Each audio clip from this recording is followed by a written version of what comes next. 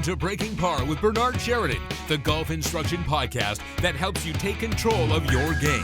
Now, here's your host, the founder of Par Breakers Golf Academy and certified Golf Channel Swing Fix instructor, Bernard Sheridan. So what was our subject that we were going to cover next now? Here's the second thing we need to say about the reading, the using the 1 inch per foot number. That was a 2% slope. Right. Okay, here's the next elaboration. What do you say about a 1% slope? Actually, it's half an inch per foot.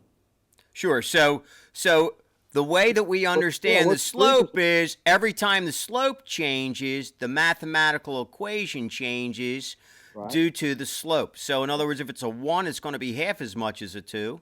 Right. If it's a 3, 1.5. 1.5 is it going to be, right? If it's a 4% slope, now it's going to be 2. Yes. Right, now let's talk about the real big question. How do you know what you're looking at for slope percent? So and it's right. So and that is when we can use a tool, yes, or do we have to do that through use your perceptions with understanding? Okay. You get out on the golf course, you're not allowed to use tools. It's called cheating. That's correct. Rule 14. That's correct.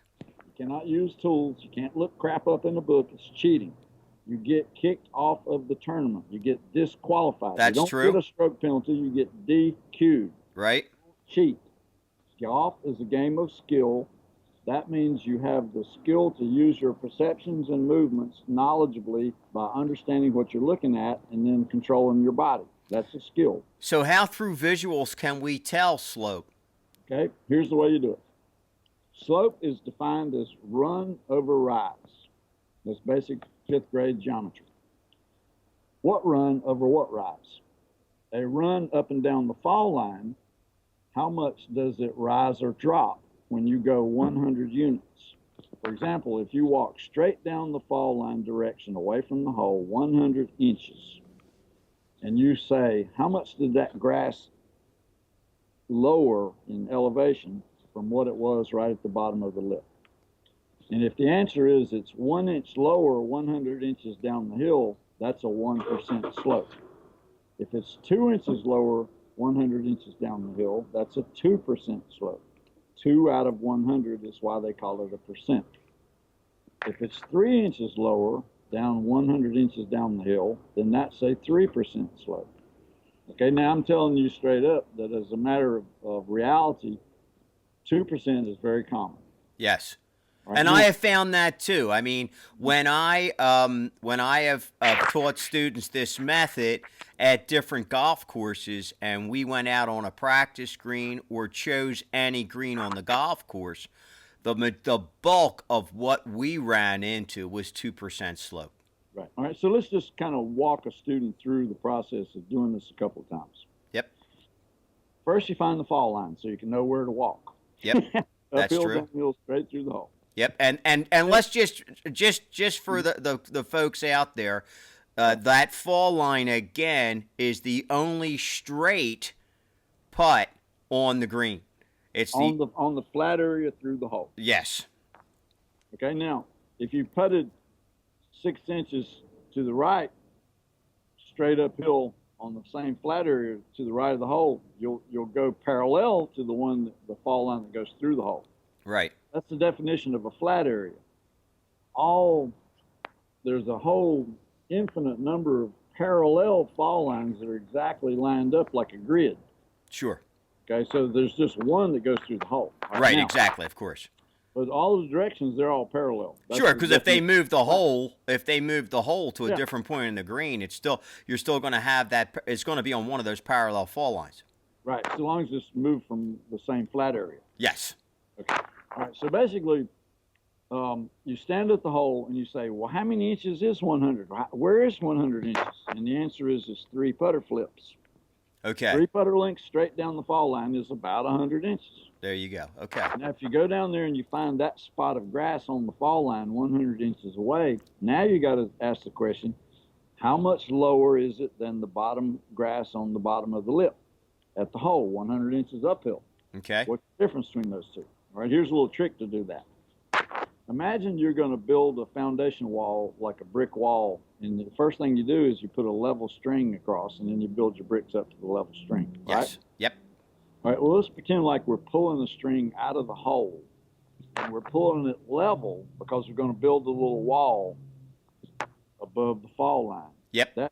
That string, as you pull it 10 inches, 20, 30 inches down the hill, will get a little bit higher the farther down the hills you go because you're pulling it out level. Yes. The string is going below, lower and lower as you go down the hill. Yes.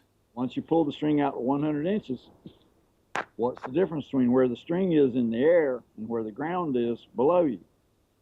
And if one knuckle is 1 inch, two knuckles is 2 inches, three knuckles is 3 inches, so it should be fairly simple to estimate it. Yep. Okay, I've got another way. If you go straight down the fall line and stand, put your foot on the fall line, and imagine that string coming out and bumping against your shoe. If the string hits the top of the toe area of the shoe, that's about a 2% slope.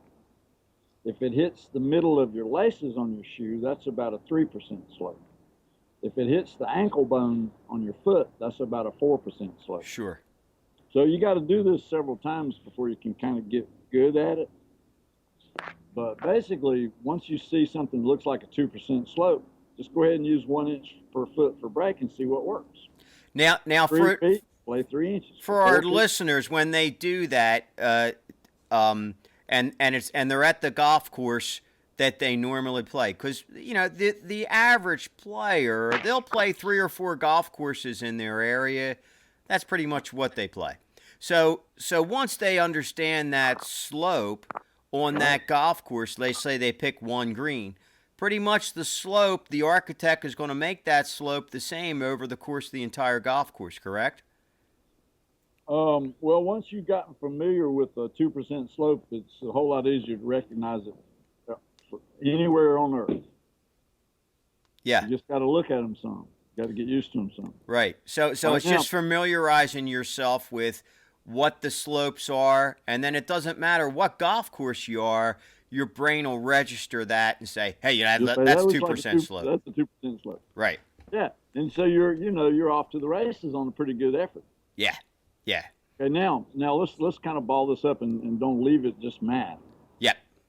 Math is funny because it sounds like it's exact, but you are only approximate on your green speed estimate. You're only approximate on your distance estimate. You're only approximate on your slope estimate.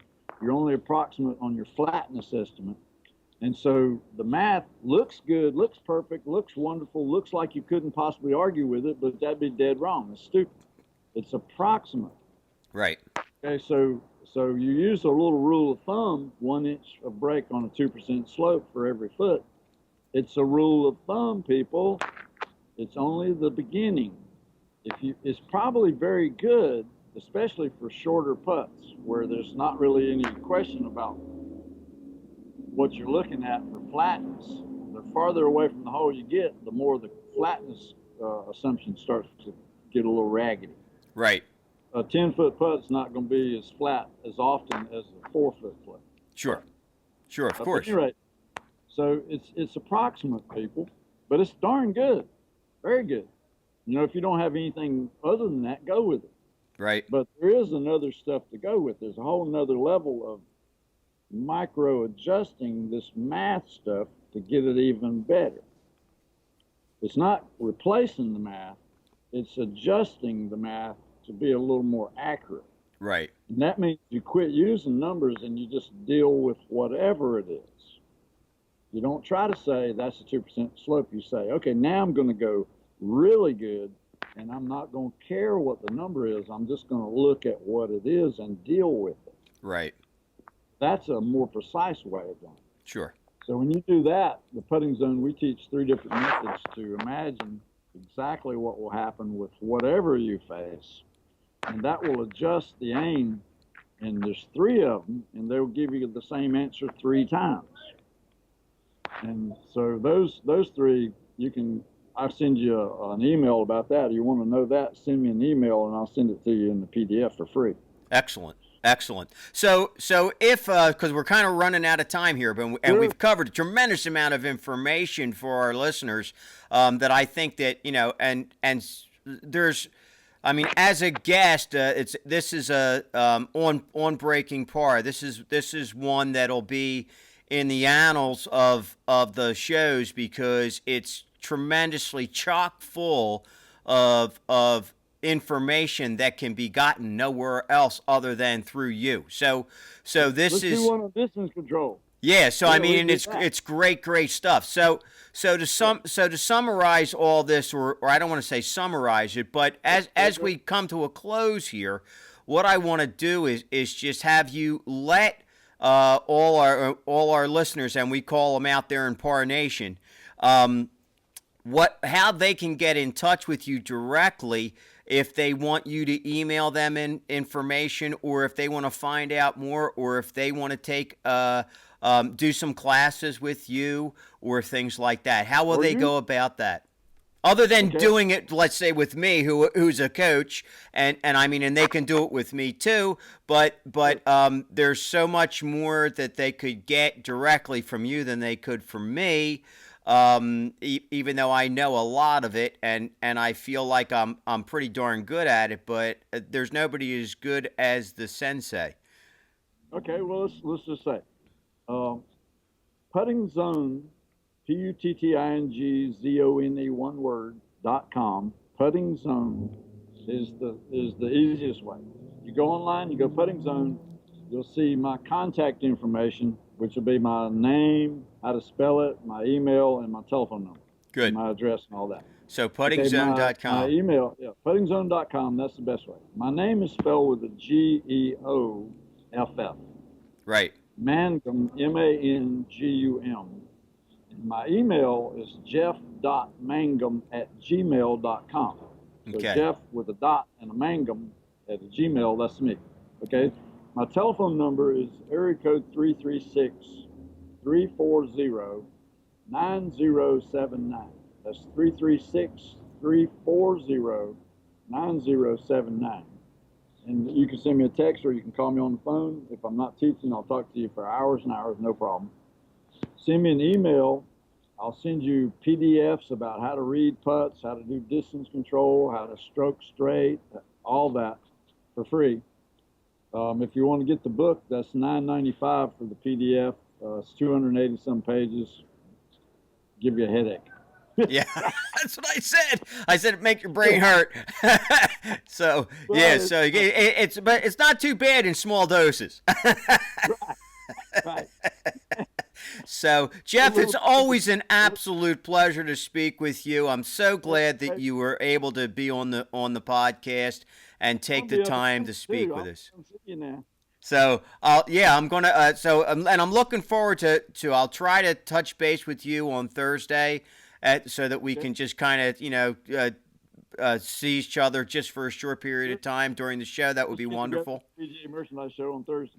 There you go. Great. So thanks again. And as we say in Par Nation or at Breaking Par, until we meet again, try to keep it in the short grass. And lag putt well. And lag putt well. That's a nice one. All right, great. Thanks so much, Jeff. Take care. Thank you. Bye-bye.